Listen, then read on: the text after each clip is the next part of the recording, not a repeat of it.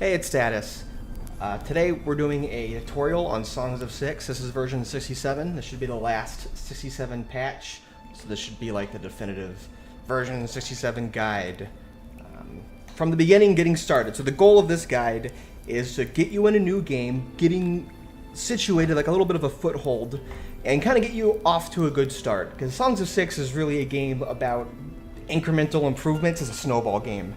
And if you don't have a good orientation in the beginning, it's really easy to flail around and lose and starve to death. So yeah, let's get started. We're gonna do play and random game. And we're just gonna do everything normal. I'm gonna turn all the scripts off. This is gonna be like your first game, the tutorial game, right? So we got a bunch of races here. We're gonna pick Cretonians because they're like the newbie race. They're really good at growing food. They're the easiest race and not starve to death. But they're really bad at crafting. And Dondorians like the opposite of Cretonians. Really bad at farming, really bad at food, really good at crafting. They're kind of like the yin and yang to each other. Garthini are slavers. They're kind of hard to play. Their advantage is having high population, but they're kind of bad at everything, like swarm tactics. Humans are average. They're good at research, good at kind of late game stuff. And Amoebas are kind of a racist generalist race. Like they don't really need the other races to function. And Tilapia is kind of the same thing. But yeah, but we're playing the pigs. And there's titles. These titles are kind of like achievements, or they are achievements. So in a previous game, you can kind of give buffs to your next game. Kind of cool for replayability, but we're going to do no titles. And it's going to ask you this question, like, do you want it more north or south? We're going to do right in the middle, because the Cretonians like the temperate biome. The more northern is more cold, the more southern is more hot, but we want temperate. Let's just do right there in the middle. And so here's your map. If you don't like what you're looking at, you can always hit the regenerate button up here and get a new map. Oh, this is cool. One of the things about water is it connects cities really, really effectively. There's kind of like a road system that's generated as I place my settlement. You'll see that in a second. But water is great for trade, and I'm going to try to do a peaceful trading empire. So what I want to do is find a temperate spot that is high fertility. See the fertility? This is like 102 right here. This is 68. I want something, hopefully, in the hundreds, next to a river. I really want a river to go down the middle of my city so I can build off the river. That makes it very easy to get a farming empire going. Because water increases the fertility. There's base fertility, and then water increases it even further, but only to 100%. So let's find a spot here. I'm looking for a spot like kind of in the middle of the map, so I can find trading partners anyway. For the resources, the important resources that you want to be kind of close to are the ore and the coal, in my opinion. Everything else can kind of wait, but you need ore and coal for metal in this game. So somewhere close to ore and metal on a high temperate area, high fertility area with some forest. So let's find a spot here. Sure, this seems alright. It's got a lot of forest, but it should be fine. So you can kind of ignore these error messages. It's like no mineable resources, doesn't really matter. We are not a mining race. Cretonians are farmers, they're not miners. The location is isolated, that's not really true. That should probably go away. It says there's little fresh water, but this is a freshwater river, I'm pretty sure, even though it connects to the ocean. Yeah, alright, I'm going to start here because the river's going right down the middle of it. It's a temperate spot, and that's where my pigs want to be. So, boop! I'm going to place my city here. And now it's going to generate all the factions and all the neighboring connections and the roads. And here's that network I was talking about. So once I see the mini-map in the top right? If I control this city, I'm connected to all of these other cities. Which is great if I want to trade, because you can only trade with adjacent factions. But in the beginning of the game, it kind of like, they spawn weak factions around you, so you aren't exposed to the greater world, so you kind of have like a bit of a progression. There's always like a really weak faction right next door, and then a slightly stronger one, and there's like 3 progressively relatively weak but stronger factions of each other. yeah, this seems fine. I'm not going to worry too much about this. You could really stress about this and try to get free lands near your area, and free lands are settlements that don't have a faction that own it. But I'm not too worried about that. Yeah, I'm not too worried about that. So this seems fine. Let's just click next. This is going to spawn our city map. Our temperate map with hopefully the river right down the middle. Alright, so this is like the ocean part of the river. And here's the other part of the river. Alright, so what we want to do is probably put ourselves somewhere in the middle of the map with some open area to build. Let's see here. So we got the crossing down here. So we have a north exit, a west exit, and a south exit. We can regenerate this map. Let's just hit regenerate, see what we get. Because as I said, I'm looking for kind of a clearing in the middle of the map next to the river. Because trees are great, right? Like something like this actually looks pretty nice. Because I want some place I could just build without chopping the trees. Trees are great for wood, but they take a minute to chop down. And you don't want to get stuck just chopping trees. You really want to kind of hit the ground running, building stuff, and not just clearing out the landscape. Especially when you're low population. You don't have a lot of pops to waste around with. Okay, I kind of like how this works. We have a little, like, middle island right here. That's kind of cool. I might do something with that. Well, let's do it. This seems great. So there's these resources on the map, and being close to them is kind of cool. Because a lot of these are food sources. We got some animals. Yeah, this seems great. Next to the Balti crawlers too, which are these little worm things. They're a great food source early game. So I'm just gonna drop this right here. All right.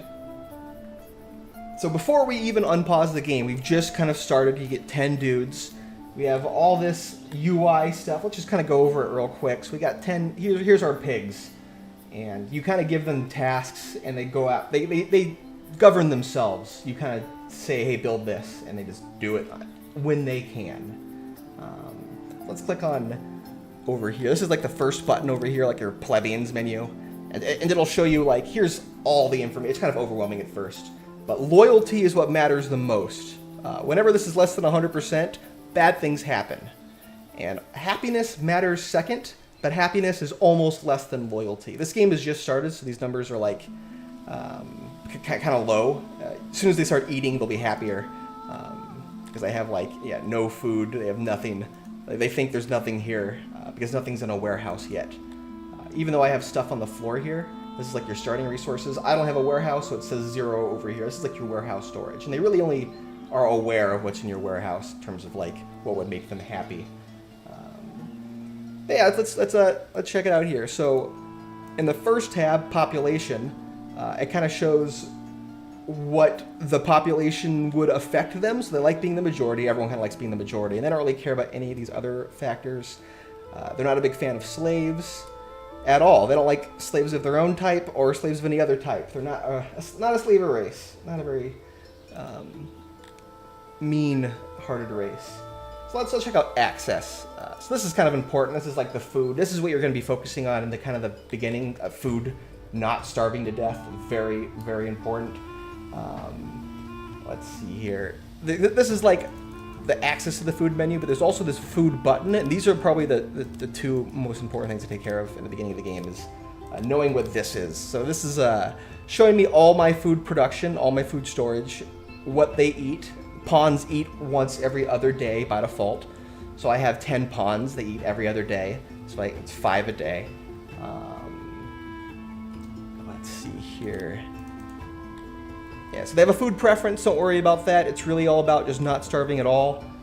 Food days is how many days of food you have in storage. Right now we have none. Food servings, you can give them permission to eat double food and more food. That makes them very happy, but we're going to keep that at 1. Everyone gets 1. Let's see what else we have here. Equipment. Let's go over this real quick. This is not super intuitive. By default, your dudes are naked, and each of these dudes have an inventory. They could have 8 shirts, some jewelry, they could have some armor and weapons, and it all stacks to 8. And for example, like the clothing affects their temperature. See, it's got like the heat and the cold resistance here. They have a base temperature range, and each piece of clothing increases the range, like it's like incremental, like the same amount. So the more clothes they have, the more stats they have, and it works like that with all the weapons and all the armor. It's like one piece of armor, like they just the buffs stack together, so you could have 8 pieces of anything except for light armor. All right, so that's kind of like the equipment, because you assign them their shirts here, right, and their jewelry here, and then you can click them individually and see what they're actually wearing. But it says 0 right now because they don't have anything. They're all naked right now.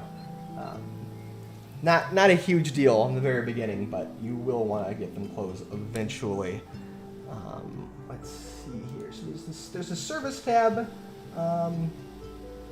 Yeah, the service tab's like an average of all their happiness. Click on the pawn here. There's like a fulfillment, and that's like the average of everything that they're happy about or unhappy about. But you build these services, and it's like you build a well, you build a bathhouse, and they just go to it and are happy.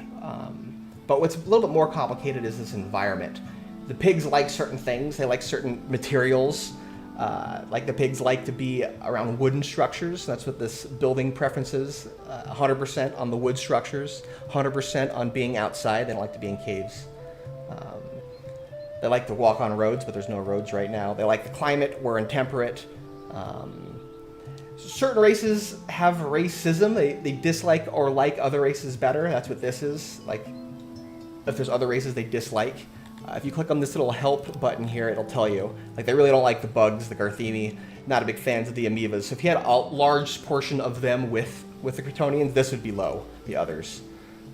Yeah, they're not a fan of cannibalism. They don't like corpses.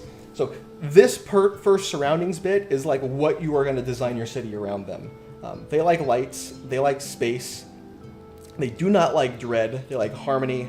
They like round structures. So we're going to be building things with lights, hopefully make it spacious with harmony, decorations, and make my buildings round. And these surroundings right here is like how many monuments you have proportional to your population. So they just want you to have a certain number of torches or a certain number of flower beds or a certain number of trees. And then down here, it's like how much of an army you have. Everyone likes you have an army. You're going to want to build an army just to protect yourself. They like chivalry. They like that you're not... After a fight, you can kind of choose to execute or capture. If you execute everyone, bad chivalry. That's cruelty. They like you to be a nice boy after a fight. All right, what's the next tab here? Religion. We're going to skip over this. This is kind of a later game thing. Occupation. So let's just starting out. Like, this is still like the first move. We haven't unpaused anything yet. We're going to set our pigs to indoctrinate. It matters very little early game, but indoctrinate. You can educate your pawns. Indoctrinate's good for the farming jobs, and the pigs are farmers. This aligns with what they're good at. Dondorians, they're crafters. Educate's better for crafting. The bugs are better at indoctrination. Humans like education. They're really good at that. Everyone else is going to get indoctrinated. If I even let them in here. Yeah, so that's like one thing you can configure is like their education level. The other thing you can configure before the game even starts is the law level. You could look at the government tab for our pigs and see what kind of laws they would like. They like prison. They do not like execution. They do not like enslavement. They do not like death in the arena. And they don't like stocks. They don't like public humiliation. So they're all about no killing. So let's just set our laws to be that. This won't matter early game because we don't have any cops, so to speak, but I'm just going to set everything to imprison. And that would make them happy as law kicks into gear. Okay. So let's see, before we unpause. So that's the population tab. This is the slaves tab. It's pretty much the same thing as the population tab, except there's less demands that slaves have. They don't use all the services. They use like a subset of them. So slaves are easier to keep happy in general. This is nobilities. These are like buffs you get. You'll worry about that later. As you grow in population, you will be able to nominate a nobility, which is just like a buff to your productivity. This is the workforce. This is great to see like what your pawns are actually doing. Sometimes see this number. This is the odd jobs. We have 10 odd jobs, which means we have 10 pawns and there's no one's working. No one's got a real job. Generally, you want to keep this number positive. If it's in the negatives, that means that your city has too many jobs and it's going to start going under because you can't do. You literally don't have the manpower to work on. So you have to kind of keep an eye on that. So let's see here. What else can I tell you about these buttons here? This is the homeless menu or the housing menu. Homeless menu. Houses aren't super important early game, but they are very important later in the game because in the access menu they can get furniture, and the furniture is a huge buff. But obviously they don't benefit from the furniture if they're homeless, so they have to have a house with furniture inside. But early game you're not going to have any furniture, so homes aren't that important. But you will be building them. They're cheap to build. So law. So one thing to know about law is that there's a curfew button. This is just good to know about.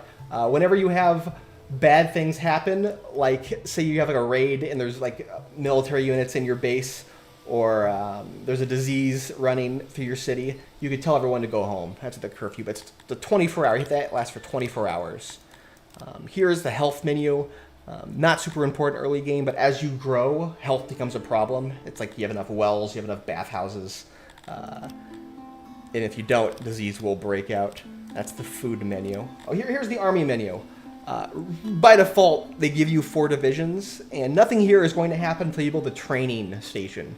Then they'll automatically start training and filling in your ranks. But we don't have to worry about that immediately. Okay. So that's we're planted here. What's the first thing that we do? We're going to unpause the game in a second. What's the first thing we want to do? Because we have this on the ground. We want to store stuff on the ground. So here in the menu, the bottom is like how you build stuff. I want to build a warehouse. Boop. And I'm going to build a warehouse right here. Sure. And you want to make the first buildings kind of small. This is going to be a little 3x6. Just so I can put 10 crates in here. And make sure you change the building to what they like. So we built a little 3x6 thing. We're going to build some doorways. In Songs of Syx, there aren't really doorways in the game. There are walls and there are ceilings. So this is just a ceiling tile. There's no doorway tile, just so you know. And I'm going to build the warehouse. And as we talked about earlier, they like round stuff. Let's see, in the environment, they like round stuff. So we're gonna make this round. If you control click anything, you can kind of copy and paste it. So I can control click one of these wooden walls. I'm gonna build more wooden walls, just like this. So this square building is gonna be a little bit more rounded, and they'll be happy about that. So now I'm gonna unpause the game and let them build this. This is gonna be the first thing we want. Because things on the floor decay much faster than things in your warehouse, almost by half. And it'll tell you too, like, these decay. Actually, let's do the livestock. 50% of them will be gone after a year. Every year, if they're on the floor. So after 1 year, 8 of these will be gone. I'll just have, 16 will be gone. I'll have 8 left. Or 8 will be gone. I'll have 8 left of the 16. So I want them in the warehouse just to prevent decay. But we will be using these as soon as we can, because we have grain. They are farmers, so we're going to be leaning into that, making some farms pretty early game. But we also have livestock, and we want to make sure we're using the livestock. Because livestock, as we said, will decay. And if we build a pasture, it'll build us more livestock to be able to build more pastures, which is great. It's good to build more pastures, but you are kind of throttled by your livestock. All right, I'm going to speed this game up real quick. You can do 2, 3, 4 to speed up the game. If you hit 1 twice, or sorry, hit 2 twice, you can go 1/2 the speed of slow, or 1/4 the speed. So this is 1 twice. 2 is like the average speed. You can hit 4, which is fast. But if you hit 4 twice, you can do like super speed, which is kind of fun. All right, so I got my first warehouse. We want to change the settings to allow it to pick up the stuff on the floor. So we got stone right here. We'll allow stone. We got wood. Let's allow the wood. We got rations. Put the rations in there. We got grain. Let's allow the grain. The livestock. Let's allow the livestock. Where's the livestock? There we go. So when pawns pick up stuff, like if they don't have a job, they'll fill up the warehouse, but odd jobbers only pick up items 4 at a time. If I put 1 warehouse worker, the warehouse workers will pick up 10 at a time. And you'll see them like push around a cart and stuff, which is kind of cool. So yeah, so now that I'm hovering over it, see the guy with the green box? He's now the worker here, and he's got the cart. See that? He's got a cart. If I click on him, it'll tell me he's carrying 10 wood. These other guys are just carrying 4 of a resource. Yeah, this is just fine. I'm gonna wait for them to kind of get everything in here. All right. Now the next move you want to make is a pasture for using those. What's it called? Those livestock. I'm gonna do an auroch pasture. You could do an intildont if you wanted strictly food, but I kind of like the leather, because you can make clothing out of leather kind of early game. It's kind of your choice, but I'm gonna do an auroch pasture, and I'm gonna want to build this somewhere close to the water would be ideal, but I don't want to clear any trees, so I'm gonna try to build this just somewhere without any trees, like a clearance. And let's see here. I think I want to build it about 20 by 20, but let's see here. Yeah, I think 20 by 20. All right, so I build a 20 by 20 box. It wants 4.6 workers, but you can't assign half a worker to a job, right? So let's try to, I think it's 21 by 21, 5.2. Okay, let's cut off a little bit of a wall here. 4.9, all right, that's all right.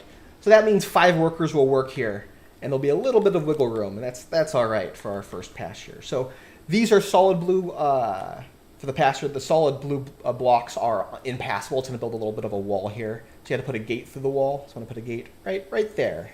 Just kind of close to the to my warehouse here.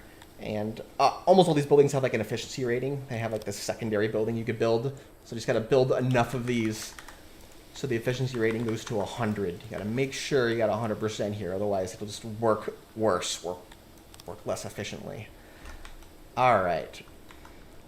So I'm gonna queue that up and let them chop that down. So the first step is clearing the land. You can clear the land manually down here with this job menu. You can kill the trees, you can pick up the rocks, you can do both in one big go. There's also these commands for adjusting the water. So I have this river, right? And the river's got like a water table, groundwater. So I could like remove the water, or I could add water, but I can only add water where there's groundwater. So you can see, like, if I wanted the river to come out further, I could terraform down here. But I'm not going to immediately. It's a lot of labor. That's more of a late game thing if you want to tidy up how your map looks. All right, I'm going to speed up time here. In the very beginning, it's kind of important to do one job at a time, because your pawns can get, if you queue up too many jobs, they really do get stuck not completing any one job. They kind of do the closest job instead of completing a job. All right. So I got one rock block that they have to clear out. That's really backing everything up. All right, while that happens, I think I'm going to start the farm as well. So the farms are seasonal.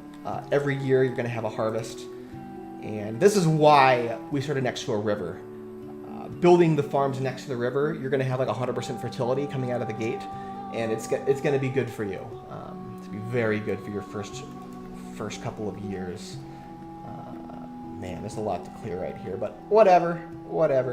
So I'm just going to put this here. I think I want, let's do 18 by 18. Oh, this is perfect. So I have you want a smaller grid working out smaller farms. You could put, what's it called, roads around it just so people could pick up things quicker, especially for the grain farms. The grain farms are so much comes off the grain. You're gonna get like 500 a year from this small little pasture. So having roads around it and not making super huge farms for grain is a good idea, because logistics, you're gonna have a warehouse right next to the farm. If you want to get all that into the warehouse in a timely manner. All right. So, still focused just on food. There are things I could build to make them happy, but it's like, let's focus on not starving first. Speaking of not starving, we have 3 days of food with our rations, but there's stuff on the map. Let's hunt something on the map. Those are these animals that are like readily available food. Oh, you know, we started too close to the, what's it called? To the Balti crawlers, and we actually got deleted. Well, that's unfortunate. Because you could pave over these animals, which we just did, actually. Let's find, what's the closest animal? We got some pigs down there. We got some, let's hunt some of these pigs. Why not? So these pigs are on the map, just ready to be hunted by us. So you do the hunt button down here. I'm gonna choose 4 of them. Sounds good to me. And what they're gonna do, we're gonna enable meat and leather here, because if you hovered over those guys, they tell you what they drop. Meat and leather. So these guys, if you hover over them, 19 meat, 5 leather. So let's just make sure we have the warehouse space for it. And what they're going to do is go down to the warehouse, or go down to the pig, kill it, bring it back to the warehouse, and chop it up. It takes a little bit of a time as they chop it up. And there is also small risk involved. One of my dudes could get mauled to death. Whenever you hunt an animal, there's just a small chance something bad happens. No, nothing bad happened. No death. Wonderful. Wonderful. Death isn't that big of a deal, though. Immigration is wonderful. We have an open border policy here, almost. Yeah, everything's going great so far. We've got more food. Our food days have exploded. Wonderful. Speaking of immigration, so this number is very useful, this auto number. So we have 10 immigrants. We got a whole bunch of food. I'm going to say 20, auto, which means up to 20 it will allow in. That's like our limit, which is useful because say we have 20 pigs and this setting is set to 20, and they go hunt an animal and get mauled to death. I got 19 pigs. Because my limit is set to 20, another pig will just move on in. Hey! Yeah, as I said, death isn't that, isn't the end for your city, for sure. All right, let's speed up time here. So a couple more pigs are moving in. See, the pigs are happy that I have more food. They're very food obsessed. And if you click down here into access, that went up real quick. Having food in stock. Speaking of having food in stock, I'll probably do that right after these are built, but I'm going to want to build a food stall.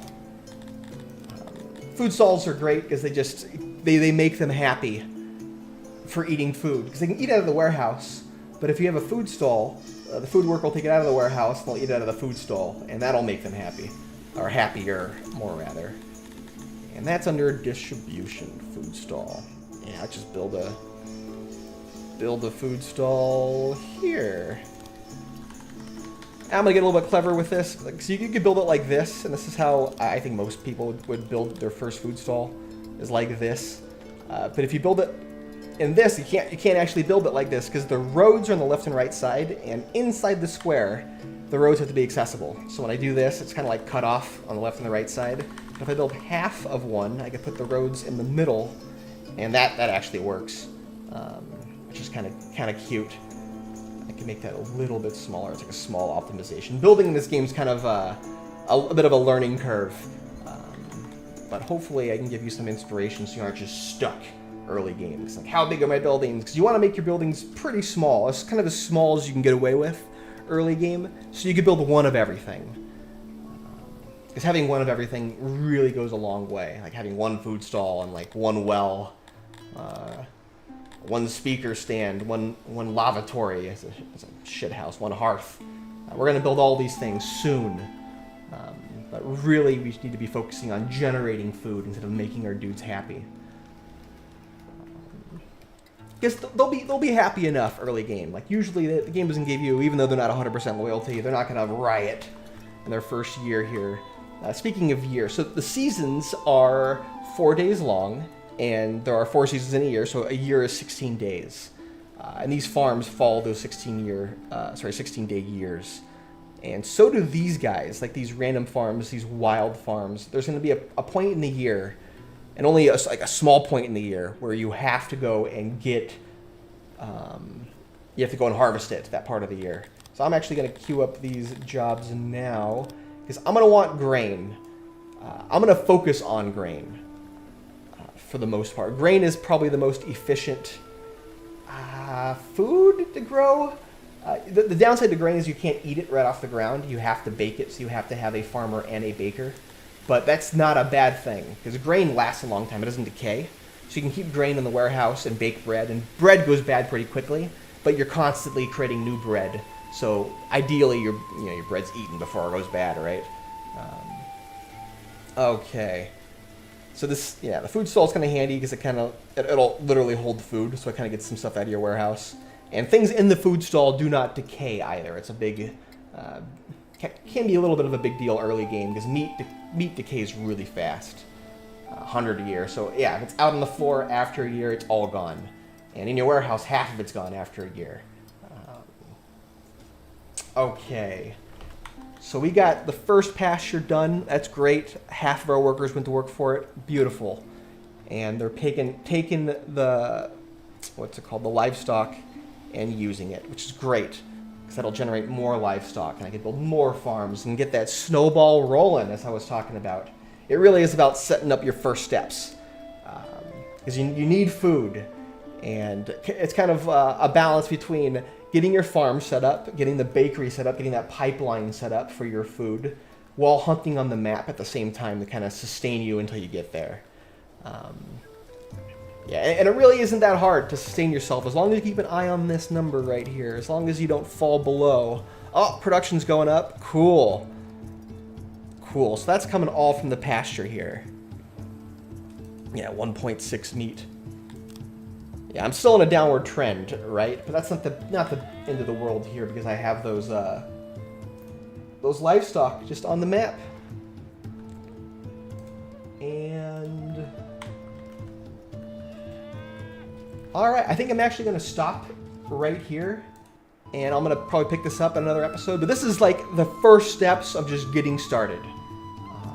And we'll pick it up in the next episode, a little bit of a Let's Play style, and we'll move on to balancing your food, having a bakery, building a bit of an efficient pipeline. But this is kind of all you need to kind of get yourself oriented in the world. Like after this is built, what I would do is probably build one of everything you can, which should be a hearth, a well, maybe even a shrine. That would make them happy for religion. They're all gonna love Crater. But yeah, after food, you'd build a little bit of civics. But yeah, thanks for watching, and I might make another episode.